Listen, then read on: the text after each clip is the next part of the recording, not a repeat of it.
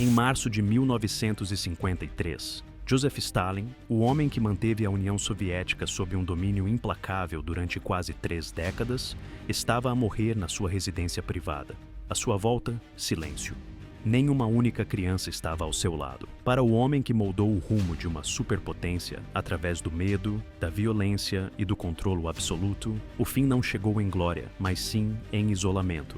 O nome de Stalin está gravado na história como um símbolo de tirania, mas muito pouco se sabe sobre as consequências pessoais do seu reinado, especialmente para aqueles que lhe eram mais próximos por laços de sangue. O que acontece aos filhos de um ditador? Herdam o poder ou a vergonha? São protegidos pelo legado do pai ou condenados por ele? Hoje, exploramos as vidas ocultas dos filhos de Stalin, as pressões que suportaram, as escolhas que fizeram e o fardo impossível de viver à sombra de uma das figuras mais cruéis do século XX. Antes de explorarmos as tragédias individuais dos filhos de Stalin, precisamos de compreender o homem que moldou os seus destinos. Joseph Stalin não nasceu um monstro. Ele foi forjado como tal ao longo de anos de violência revolucionária e uma sede insaciável por poder. Quando teve filhos, a paranoia já havia consumido a sua alma, e ele via todos, incluindo os seus próprios filhos, como ameaças em potencial. A primeira esposa de Stalin, Cato Svanidze, morreu de tifo em 1907, deixando para trás o filho recém-nascido, Yakov. Aqueles que conheceram Stalin antes e depois da morte dela diziam que toda a humanidade que restava nele morreu com ela. O revolucionário que outrora escrevia poesia de amor tornou-se frio, calculista e totalmente implacável. A sua segunda esposa, Nadezhda Alliluyeva, era 17 anos mais nova quando se casaram em 1919. Ela lhe deu mais 2 filhos, Vasily em 1921 e Svetlana em 1926. Antes de seu trágico fim, em 1932. Nadezhda era uma bolchevique idealista que acreditava na promessa de igualdade e justiça da revolução, mas gradualmente ficou horrorizada com o que o marido fazia para alcançar sua visão do socialismo. A família que Stalin criou era um ambiente tóxico, onde o amor era usado como arma e a confiança era impossível. Stalin usava o afeto dos filhos contra eles, recompensando a lealdade com privilégios e punindo a independência com crueldade. Ele também teve outro filho, Konstantin Kuzakov, durante o seu exílio na Sibéria, mas esse filho permaneceu escondido do público, talvez salvando a sua vida. O que torna o tratamento de Stalin aos filhos tão perturbador é a forma metódica como o fazia. Não se tratava da crueldade aleatória de uma mente instável, mas da manipulação calculada de um político experiente que compreendia que controlar a sua família era essencial para controlar a sua imagem. Stalin transformou a sua casa num laboratório para as técnicas de dominação que mais tarde usaria em toda uma nação. As crianças cresceram rodeadas de um luxo inimaginável para os cidadãos soviéticos comuns, mas pagaram os seus privilégios com a liberdade, a sanidade mental e, por fim, com as suas vidas. Viveram em palácios que eram também prisões, protegidos por guardas que eram também os seus carcereiros. A abordagem de Stalin à paternidade era fundamentalmente transacional. Ele cobria os filhos de atenção e presentes quando serviam os seus propósitos, mas retirava-lhes o amor no momento em que se tornavam inconvenientes ou mostravam sinais de independência. Este ciclo de manipulação criou profundas feridas psicológicas que atormentariam os seus filhos durante toda a vida. A ironia é impressionante. O homem que afirmava estar a criar um paraíso para os trabalhadores não conseguia criar paz na sua própria casa. O líder que prometeu libertar a humanidade destruiu sistematicamente as pessoas que deveriam estar mais próximas dele. Isso não era apenas hipocrisia. Era uma prévia da tragédia maior que Stalin infligiria à União Soviética. Yakov Djugashvili foi o primogênito de Stalin e talvez o mais trágico de todos os seus filhos. Nascido em 1907, filho da amada primeira esposa de Stalin, Cato, a vida de Yakov foi marcada pelo abandono desde o início. Quando Cato morreu, Stalin basicamente abandonou o bebê para ser criado por parentes na Geórgia, enquanto ele seguia a sua carreira revolucionária.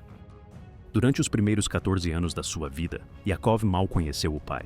Stalin estava na prisão, no exílio ou consumido pela política partidária. O menino foi passado de parente em parente, crescendo com histórias sobre o seu famoso pai, mas sem ter uma relação real com ele. Quando finalmente se reuniram em 1921, o dano era irreversível. Yakov falava apenas georgiano, enquanto Stalin se tinha tornado completamente russificado. Eram estranhos que partilhavam apenas o sangue e o nome.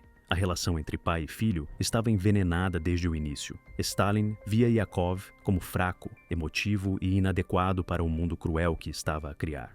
Yakov era sensível, artístico e atencioso. Qualidades que Stalin via como fraquezas perigosas no ambiente brutal da política soviética. O adolescente queria desesperadamente a aprovação do pai, mas todas as tentativas de se aproximar eram recebidas com rejeição fria. Stalin humilhava Yakov na frente dos convidados, zombando do seu sotaque georgiano, da sua natureza gentil e da sua incapacidade de igualar a vontade de ferro do pai. O rapaz tentou de tudo para agradar a Stalin.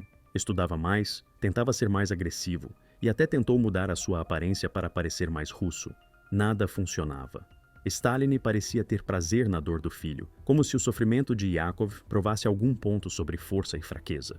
O ponto de ruptura chegou em 1928, quando Yakov, oprimido pela rejeição constante do pai e incapaz de suportar a pressão de ser o filho decepcionante de Stalin, tentou suicidar-se com uma arma. Ele sobreviveu, mas a reação de Stalin foi caracteristicamente fria e brutal.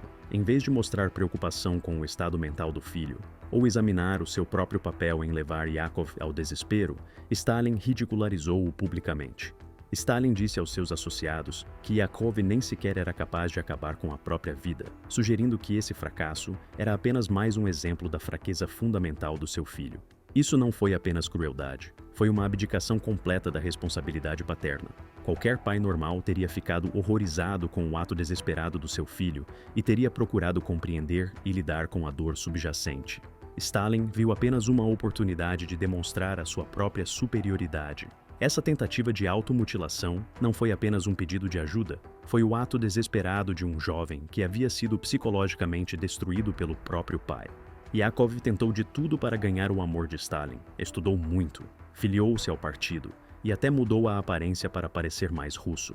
A tentativa de suicídio foi sua admissão final de que nada que ele fizesse seria suficiente. Mas a crueldade de Stalin para com Yakov estava apenas a começar. Na década de 1930, à medida que os expurgos de Stalin se intensificavam, Yakov assistia horrorizado ao desaparecimento dos seus amigos e familiares na noite. A família da sua própria esposa foi presa e executada sob falsas acusações. A mensagem era clara. A proximidade com Stalin significava a morte, mesmo para o seu filho. Yakov começou a compreender que o seu pai não era apenas cruel com ele pessoalmente. Era um monstro que destruía tudo em que tocava. Quando chegou a Moscovo a notícia de que Yakov tinha sido capturado, a resposta de Stalin chocou até mesmo os seus colaboradores mais próximos. Em vez de lançar operações de resgate ou troca de prisioneiros, como tinha feito com outros altos funcionários, Stalin renegou publicamente o seu filho. Mas a traição foi mais profunda do que qualquer um imaginava inicialmente. Stalin declarou que não havia prisioneiros de guerra soviéticos, apenas traidores. Ele afirmou especificamente que qualquer soldado soviético que se deixasse capturar era um traidor da pátria. Não se tratava apenas de retórica política, era uma sentença de morte para o seu próprio filho. Stalin estava essencialmente a condenar Yakov à morte, enquanto o mundo inteiro assistia. A crueldade psicológica dessa decisão não pode ser subestimada. Stalin sabia que as suas declarações públicas chegariam aos ouvidos dos alemães e que eles usariam as suas palavras para atormentar Yakov. Ele sabia que o seu filho ouviria o pai chamá-lo de traidor enquanto definhava em cativeiro. Mesmo assim, Stalin prosseguiu, priorizando a sua imagem política em detrimento da vida e da sanidade mental do filho. Os alemães, reconhecendo o valor propagandístico do seu prisioneiro de valor, trataram Yakov inicialmente de forma razoavelmente boa. Esperavam usá-lo para uma guerra psicológica contra Stalin e a União Soviética. As transmissões de propaganda alemãs faziam referência ao facto de o filho de Stalin estar sob a sua custódia, muitas vezes acompanhadas de críticas ao abandono de Stalin ao seu próprio filho. Mas a crueldade de Stalin atingiu o seu auge quando os alemães ofereceram trocar Yakov por Friedrich Paulus, o marechal de campo alemão capturado em Stalingrado. Esta era uma oferta extraordinária. Os alemães estavam dispostos a trocar o seu prisioneiro de mais alta patente pelo filho de Stalin, reconhecendo o valor simbólico e psicológico de tal troca. A resposta de Stalin foi brutal na sua simplicidade. Recusou. Disse aos seus negociadores que não trocaria um marechal de campo por um mero tenente, mesmo que esse tenente fosse seu filho. Mas esta explicação era apenas uma cobertura para uma verdade mais sombria. Stalin admitiu em privado aos seus associados que aceitar a troca o faria parecer fraco, dando prioridade à família em detrimento do Estado. A realidade era ainda mais cínica. Stalin calculou que recusar a troca iria, na verdade, fortalecer a sua posição a nível interno e internacional. Demonstraria o seu compromisso inabalável com a causa soviética e a sua disposição de sacrificar tudo, até mesmo a família, pelo bem maior. O sofrimento de Yakov tornou-se uma ferramenta da máquina de propaganda de Stalin. Os cidadãos soviéticos foram informados de que o seu líder era tão dedicado à causa que nem mesmo salvaria o próprio filho, se isso significasse trair os interesses do Estado. Isso foi apresentado como prova da superioridade moral de Stalin e do seu compromisso total com o povo soviético. A máquina de propaganda transformou a traição de um pai ao filho num exemplo heróico de liderança. Durante 3 anos, Yakov permaneceu em cativeiro alemão, detido em vários campos de prisioneiros de guerra. Apesar do tratamento razoável no início, a sua situação deteriorou-se à medida que a guerra avançava e o seu valor propagandístico diminuía. Os alemães ficaram frustrados com a sua recusa em cooperar com os seus esforços de guerra psicológica. Yakov manteve a sua dignidade apesar do abandono do pai. Recusou-se a fazer declarações propagandísticas contra a União Soviética ou a criticar Stalin publicamente, mesmo sabendo que o pai o tinha essencialmente condenado à morte. Esta lealdade perante a traição torna o tratamento que Stalin lhe dispensou ainda mais trágico. A tortura psicológica que Yakov suportou durante esse período foi inimaginável. Ele sabia que seu pai o havia abandonado, sabia que era considerado um traidor pelo país que havia lutado para defender. Recebeu cartas de familiares que foram forçados a denunciá-lo publicamente. No entanto, ele também sabia que qualquer cooperação com os alemães justificaria a traição de seu pai e desonraria a memória de sua mãe. Se a história de Yakov foi de abandono, a de Vassili foi de corrupção e destruição. Nascido em 1921, filho da segunda esposa de Stalin, Nadezhda, Vassili cresceu no coração do poder soviético, testemunhando em primeira mão a máquina de terror que o seu pai criara. Mas, ao contrário do seu irmão mais velho, Vassili foi inicialmente acolhido por Stalin, preparado para a grandeza e banhado pelos privilégios do poder. Este tratamento preferencial acabaria por ser a ruína de Vassili, porque o amor de Stalin era ainda mais perigoso do que o seu ódio. Desde a infância, Vassili foi rodeado por um luxo inimaginável para os cidadãos soviéticos comuns. Vivia em casas palacianas, tinha acesso a bens ocidentais proibidos a todos os outros e era servido por criados que satisfaziam todos os seus caprichos. Mas, mais importante ainda, tinha a atenção e a aprovação do pai, pelo menos inicialmente. Stalin via no seu segundo filho um potencial que nunca tinha visto em Yakov.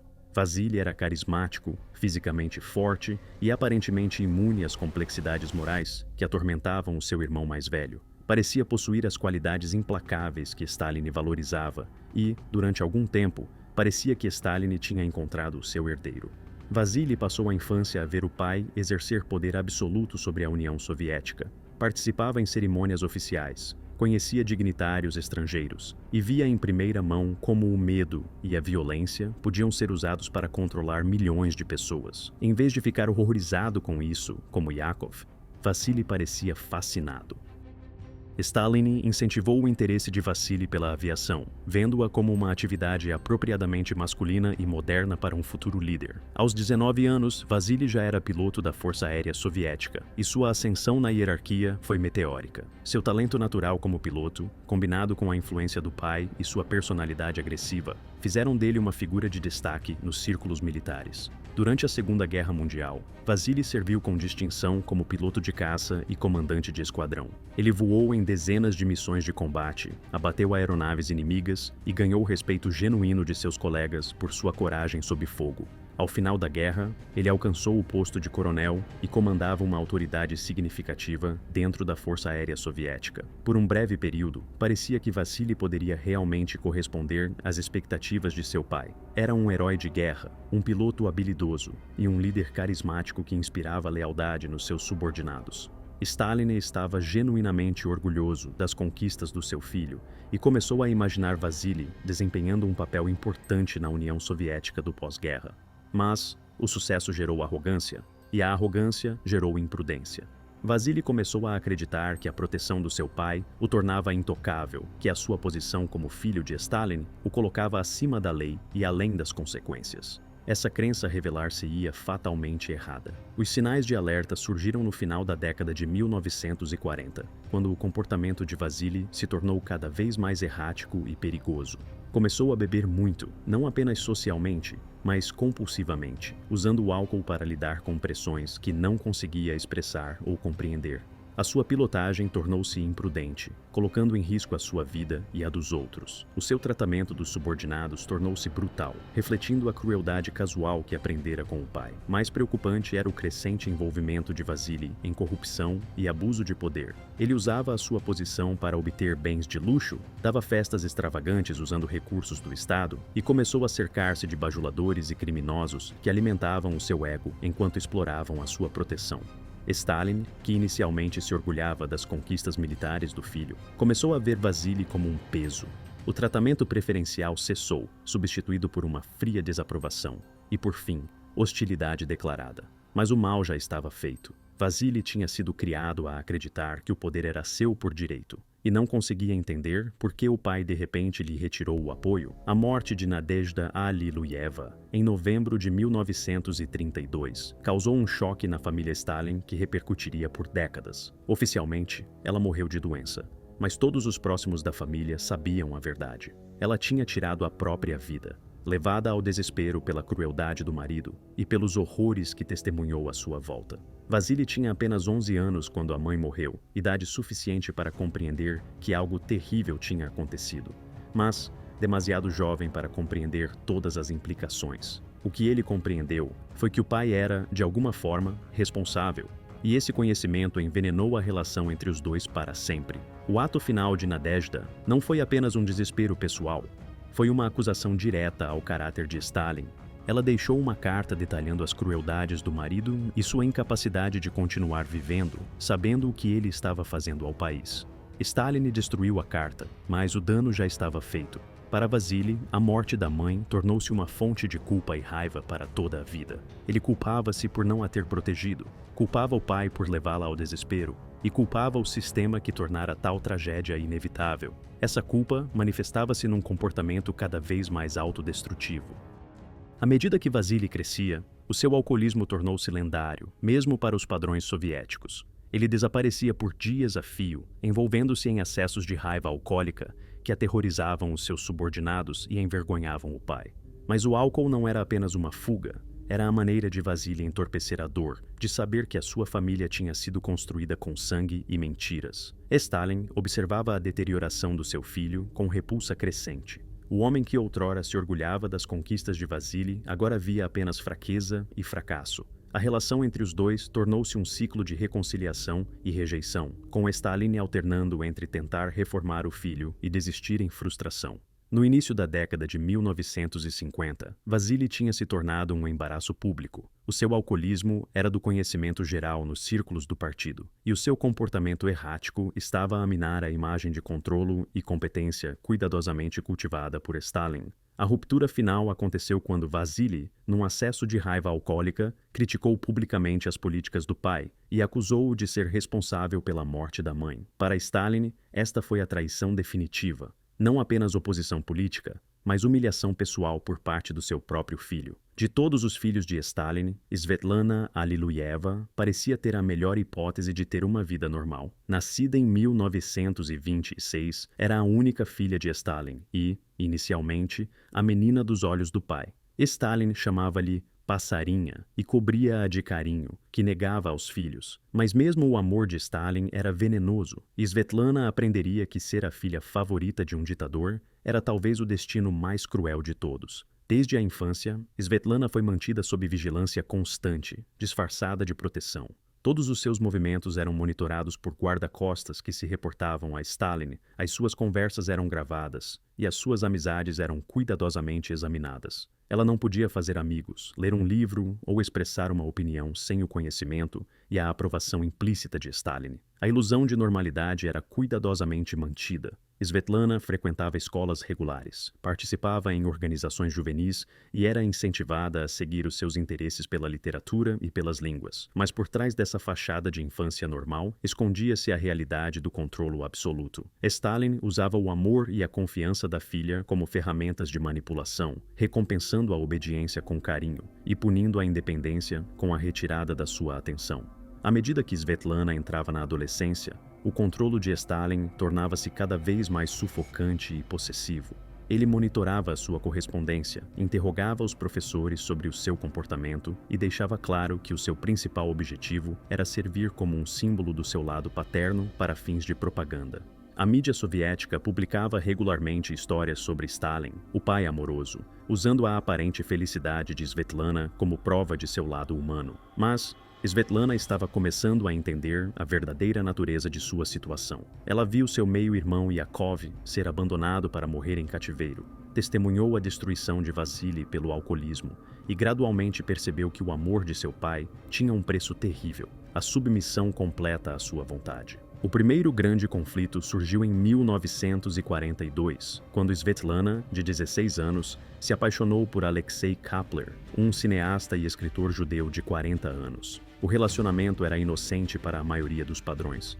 Eles conversavam sobre literatura, iam ao cinema juntos e tinham conversas intelectuais que Svetlana nunca tinha experimentado antes. Mas Stalin ficou furioso com o relacionamento por vários motivos.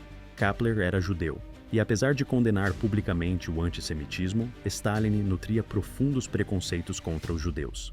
Mais importante ainda, Kapler era um intelectual que encorajava Svetlana a pensar de forma independente e a questionar o mundo à sua volta. Exatamente o tipo de influência que Stalin queria eliminar da vida da sua filha.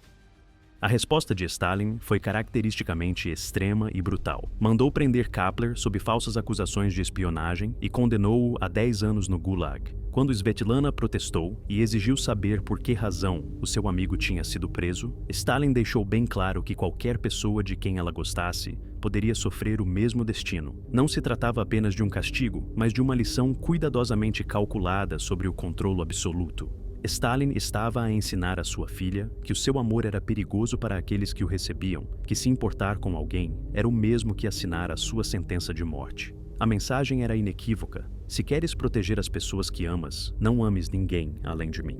O impacto psicológico dessa revelação em Svetlana foi devastador. Ela percebeu que o pai a havia transformado numa arma contra qualquer pessoa que pudesse influenciá-la ou conquistar o seu afeto. O seu amor se tornou tóxico, a sua amizade se tornou mortal e a sua própria existência como filha de Stalin a tornava um perigo para qualquer pessoa que se aproximasse demais. O segundo relacionamento importante de Svetlana foi ainda mais controlado e calculista. O seu casamento com Yuri Zhdanov, em 1949, foi arranjado por Stalin por motivos puramente políticos. Zhdanov era filho de Andrei Zhdanov, um dos colaboradores mais próximos de Stalin e potencial sucessor. A união foi uma fusão de dinastias políticas, e não um casamento por amor, destinado a fortalecer a posição de Stalin na hierarquia do partido. O casamento foi infeliz desde o início, e Svetlana sabia que mesmo essa relação só existia por tolerância do pai. Ela tinha sido dada em casamento como um objeto. Os seus desejos pessoais eram completamente irrelevantes para os cálculos políticos envolvidos. Quando o casamento gerou filhos, até eles se tornaram ferramentas nas mãos de Stalin,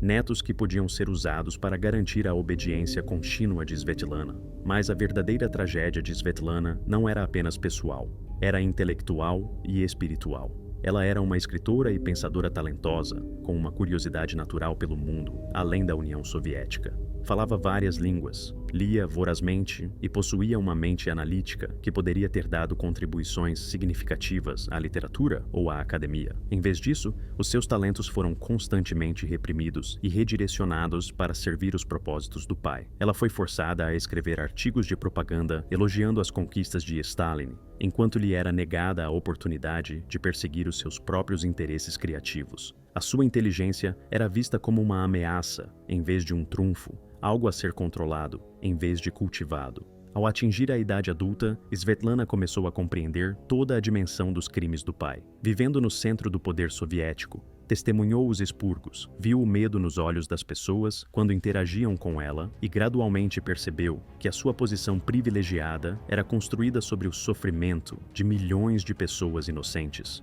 No início da década de 1950, a relação de Stalin com os filhos sobreviventes deteriorou-se irremediavelmente. Vasily tornou-se um alcoólico crônico, cujo comportamento envergonhava o regime e ameaçava a imagem de controlo cuidadosamente mantida por Stalin. Svetlana estava cada vez mais distante e rebelde, questionando o sistema que lhe tinha dado tantos privilégios enquanto destruía tantas vidas. O próprio Stalin estava a tornar-se cada vez mais paranoico e isolado, vendo inimigos em todo o lado, inclusive dentro da sua própria família. O homem que outrora se orgulhava da sua astúcia política, agora suspeitava que até os seus filhos poderiam estar a conspirar contra ele, apesar de não ter provas para sustentar esses receios. A atmosfera na casa dos Stalin durante esse período era tóxica além da descrição. Os jantares em família tornaram-se sessões de interrogatório, nas quais Stalin questionava os filhos sobre as suas atividades, as suas relações e os seus pensamentos íntimos. Qualquer sinal de independência ou dissidência era recebido com ameaças, punições ou a retirada de privilégios que antes eram considerados garantidos. O alcoolismo de Vasily atingiu novos níveis durante esse período, tornando-se tão grave que ele era frequentemente encontrado inconsciente em seu apartamento, cercado por garrafas vazias e pelos destroços do que antes fora uma promissora carreira militar. Stalin assistia à autodestruição do filho com uma mistura de repulsa e cálculo, sistematicamente retirando de Vasily seu posto, suas responsabilidades e seu acesso a recursos. A relação entre pai e filho degenerou num ciclo de recriminações e abusos. Stalin convocava Vasily para confrontos brutais, onde repreendia o filho pelos seus fracassos, comparava-o desfavoravelmente a outros oficiais militares e ameaçava-o com prisão. Ou pior, Vasily, por sua vez, respondia com acusações embriagadas sobre a responsabilidade de Stalin pela morte da mãe e pela destruição da família. Esses confrontos tornaram-se cada vez mais violentos e imprevisíveis. Testemunhas relataram incidentes em que Stalin agredia fisicamente Vasily durante as discussões e ocasiões em que Vasily ameaçava o pai com armas, antes de ser dominado pelos guarda-costas. A dinâmica tinha se tornado mais parecida com a de inimigos do que com a de membros da família. Entretanto, Svetlana caminhava numa corda bamba cada vez mais perigosa.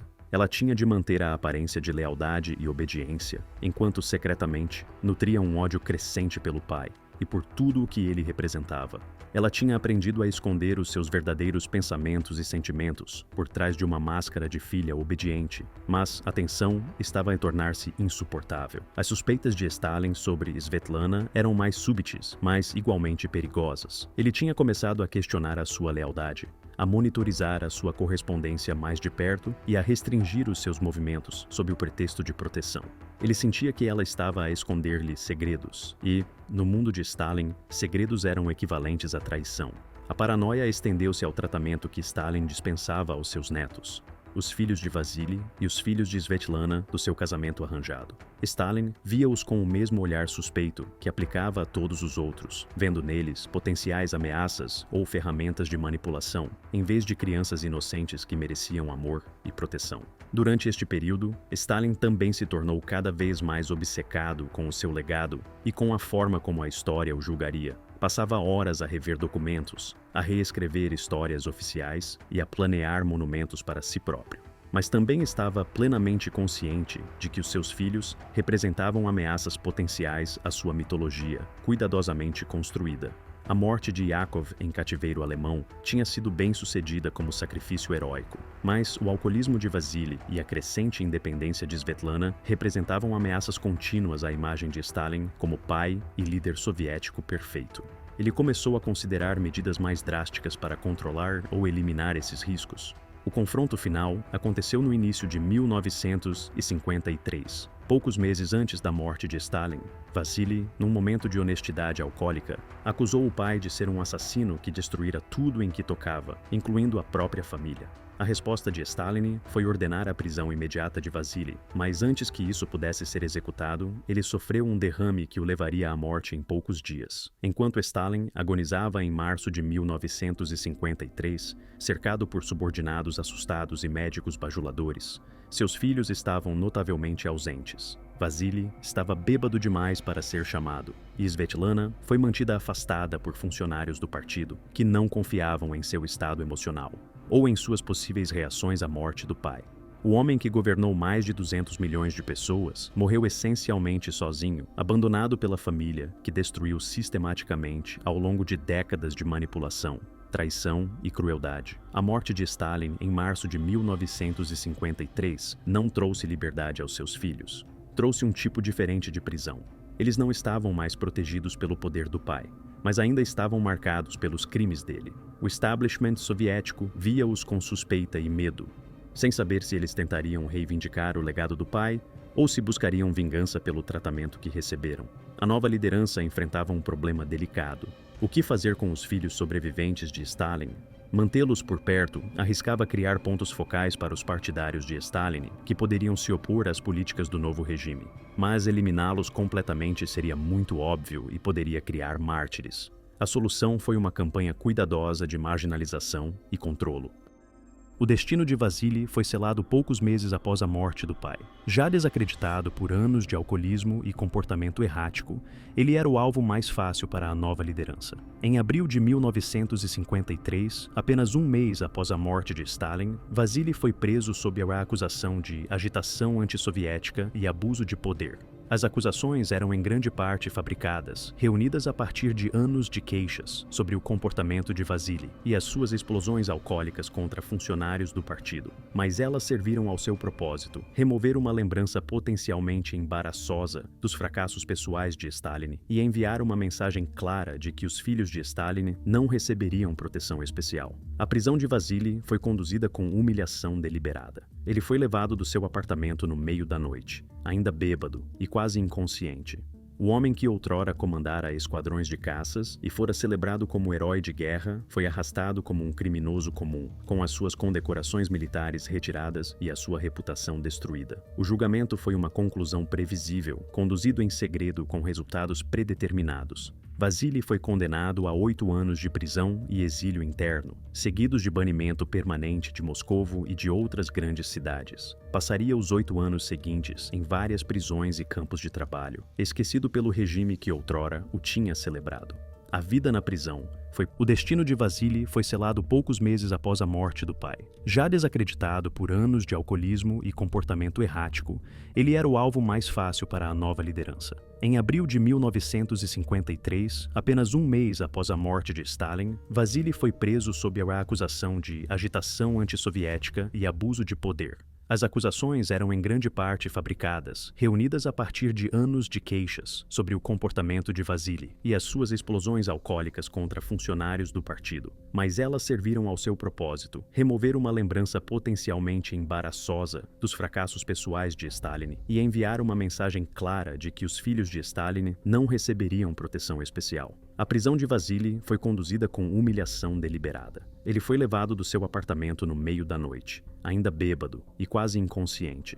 O homem que outrora comandara esquadrões de caças e fora celebrado como herói de guerra foi arrastado como um criminoso comum, com as suas condecorações militares retiradas e a sua reputação destruída. O julgamento foi uma conclusão previsível, conduzido em segredo com resultados predeterminados. Vassili foi condenado a 8 anos de prisão e exílio interno, seguidos de banimento permanente de Moscovo e de outras grandes cidades. Passaria os 8 anos seguintes em várias prisões e campos de trabalho, esquecido pelo regime que outrora o tinha celebrado. A vida na prisão foi particularmente brutal para Vassili devido à sua identidade. Os outros reclusos viam-no com desconfiança e hostilidade. Ele era simultaneamente um símbolo do regime que odiavam e uma vítima da crueldade desse mesmo regime. Os guardas alternavam entre mostrar-lhe deferência devido ao seu antigo estatuto e sujeitá-lo a assédio extra devido aos crimes do seu pai. A saúde de Vassili, já comprometida por décadas de consumo excessivo de álcool, deteriorou-se rapidamente na prisão. Ele desenvolveu graves problemas hepáticos, doenças cardíacas e o que hoje seria reconhecido como depressão clínica. O homem que outrora fora fisicamente robusto e carismático tornou-se uma sombra do que fora. Mas talvez o aspecto mais cruel da prisão de Vassili tenha sido o facto de ele ter sido completamente esquecido pela sociedade soviética. A mesma mídia que outrora celebrou as suas conquistas militares, agora ignorava completamente a sua existência. Os seus antigos colegas e subordinados foram proibidos de mencionar o seu nome ou reconhecer as suas relações passadas com ele. Quando Vassili foi finalmente libertado em 1960, era um homem destruído. A União Soviética tinha saído da era de Stalin e não havia lugar para o filho de Stalin na nova ordem. Recebeu uma pequena pensão e um apartamento modesto em Kazan, longe de Moscovo e dos centros de poder, onde outrora se movia livremente. Vassili passou os seus últimos anos na obscuridade, lutando contra o alcoolismo e os danos psicológicos causados pela prisão. Ele fez várias tentativas para reabilitar a sua reputação e regressar a Moscovo, mas esses esforços foram constantemente bloqueados pelas autoridades, que queriam que ele permanecesse invisível. Ele morreu em 19... Stalin forneceu apoio financeiro e garantiu que Konstantin recebesse uma boa educação, mas ele nunca foi trazido para o círculo interno do poder, que destruiu os seus meio-irmãos. Konstantin tornou-se um jornalista de televisão de sucesso e viveu uma vida relativamente normal para os padrões soviéticos. Casou-se, teve filhos e seguiu a sua carreira sem o fardo de ser identificado publicamente como filho de Stalin. O seu anonimato foi a sua salvação. O contraste entre o destino de Konstantin e o dos seus irmãos é impressionante. Enquanto Yakov morreu abandonado num campo de prisioneiros nazi, Vassili bebeu até a morte e Svetlana fugiu para o exílio. Konstantin viveu tranquilamente e morreu em paz em 1996, tendo sobrevivido à própria União Soviética. A sua história sugere que talvez o maior presente que Stalin pudesse dar aos seus filhos fosse a indiferença, que a negligência era preferível à atenção tóxica que ele derramava sobre os seus filhos reconhecidos. As histórias dos filhos de Stalin não são apenas tragédias pessoais, são um microcosmo do horror mais amplo que foi a Rússia stalinista. Todas as técnicas de controlo, manipulação e terror que Stalin usou contra o seu próprio povo foram primeiro testadas na sua própria família. Ele abandonou Yakov para provar a sua lealdade ao Estado, sabendo que esse abandono resultaria na morte do seu filho. Corrompeu Vassili com privilégios e depois destruiu-o quando essa corrupção se tornou inconveniente. Ele aprisionou Svetlana com amor e vigilância, transformando o afeto numa arma de controlo. O padrão era sempre o mesmo. Stalin criava dependência e depois explorava essa dependência para os seus próprios fins. Os seus filhos precisavam da sua aprovação, da sua proteção, do seu amor, e ele usava essas necessidades para manipulá-los e, por fim, destruí-los. Mas talvez o aspecto mais arrepiante do tratamento de Stalin aos seus filhos fosse o quão sistemático era. Não era resultado de doença mental ou instabilidade emocional. Era a aplicação calculada do poder por si mesmo. Stalin destruiu os seus filhos porque podia, porque a destruição deles servia os seus propósitos e porque via o sofrimento deles como um custo aceitável para manter a sua autoridade. A tragédia vai além da família imediata de Stalin. O tratamento que dispensou aos seus filhos enviou uma mensagem clara a todos na União Soviética. Se Stalin podia destruir a sua própria carne e sangue sem hesitação, então ninguém estava seguro. A família tornou-se um símbolo do poder do Estado sobre o indivíduo, prova de que as relações pessoais estavam subordinadas à necessidade política. A deserção de Svetlana em 1967 foi mais do que uma fuga pessoal. Foi uma rejeição de tudo o que o seu pai representava. A sua decisão de pedir asilo nos Estados Unidos foi a repudiação definitiva do legado de Stalin, o julgamento final de uma filha sobre os crimes do pai. A jornada para a liberdade não foi fácil. Svetlana teve de abandonar os 2 filhos do casamento anterior, sabendo que seria impossível levá-los consigo e que ficar significaria continuar presa à sombra do pai. Nos Estados Unidos, Svetlana tentou construir uma nova vida, escrevendo memórias que revelavam detalhes íntimos sobre a vida pessoal de Stalin e os meandros do sistema soviético. Os seus livros tornaram-se best-sellers, mas também fizeram dela um alvo dos serviços secretos soviéticos e uma curiosidade para a mídia ocidental. A mulher que outrora fora a filha amada de Stalin viu-se sozinha num país estrangeiro, famosa, mas isolada, livre, mas assombrada pelo conhecimento do preço que a sua liberdade tinha custado. Mudou o nome para Lana Peters, casou-se com um arquiteto americano e tentou desaparecer numa vida normal. Mas fugir do legado de Stalin revelou-se impossível. O seu passado seguia-a para todo o lado, dificultando relações normais e tornando a paz de espírito algo difícil de alcançar. Lutou contra a depressão e a ansiedade, as cicatrizes psicológicas da sua infância manifestando-se de várias formas ao longo da sua vida adulta. Os últimos anos de Svetlana foram marcados pela inquietação e pela busca. Ela voltou brevemente à União Soviética em 1984, na esperança de se reconectar com os seus filhos, mas descobriu que muita coisa havia mudado. Ela voltou para os Estados Unidos, depois mudou-se para a Inglaterra, sempre em busca de um lugar onde pudesse simplesmente ser ela mesma, em vez da filha de Stalin. Ela morreu em 2011, em Wisconsin, tendo sobrevivido à União Soviética por 20 anos. A sua morte marcou o fim da linhagem direta de Stalin e encerrou um capítulo de uma das histórias familiares mais trágicas da história. A história dos filhos de Stalin é, em última análise, uma história sobre a corrupção do poder e a destruição do espírito humano. Joseph Stalin, que afirmava estar a construir um mundo melhor para toda a humanidade, não conseguiu sequer proteger os seus próprios filhos do monstro em que se tinha tornado. Yakov morreu abandonado e sozinho, traído pelo pai que deveria ter movido céus e terra para salvá-lo. Vasily destruiu-se com o álcool, tentando entorpecer a dor de ver o seu pai tornar-se um assassino em massa. Svetlana passou toda a sua vida tentando escapar de um legado de sangue e terror que a seguiu até ao túmulo. As suas histórias lembram-nos que o mal não existe no vácuo. Ele espalha-se a partir da sua fonte, destruindo tudo o que toca, incluindo os laços familiares que deveriam ser sagrados e inquebráveis. Os filhos de Stalin foram das suas primeiras vítimas, e o seu sofrimento prenunciou o sofrimento que ele infligiria a milhões de outras pessoas. No final, o homem que outrora submeteu um império à sua vontade, que supervisionou a industrialização forçada de uma vasta nação, orquestrou a fome de milhões e governou com uma paranoia tão consumidora que até os seus aliados mais próximos caíram sob suspeita. Morreu sozinho. Joseph Stalin, uma figura que inspirou tanto adoração como terror, faleceu sem o conforto dos seus filhos, sem uma palavra de carinho daqueles cujas vidas estavam mais entrelaçadas com a sua.